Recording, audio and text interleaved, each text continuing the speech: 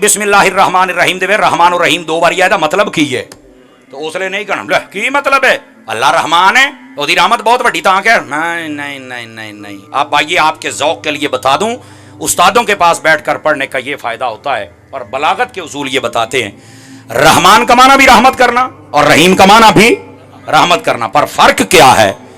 रहमान का माना होता है दुनिया में हर आम व खास, अपने पराए, चरिंद परिंद, काफिर मुस्लिम सब पर जो पानी है, हवा है, रिस्क है, घर है, बार है, बीवी है, बच्चे हैं, ये जितनी नेमतें हैं ये सब खा रहे हैं, ये उसका रहमान होना है।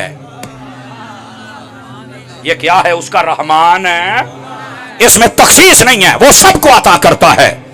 और रहीम का क्या मतलब है? फरमाया ये रहीम सिफत मुशब्बा है, ये खास रहमत है जो किसी के साथ मुत्तसिफ होती है। फरमाया ये क़यामत वाले दिन फकत मुसलमानों को अल्लाह रहमत देगा, बाकी सारे जहन्नम में जाएंगे, सिर्फ मुसलमान होंगे जो जन्नत में जाएंगे। क्या बात, अब समझ आई है?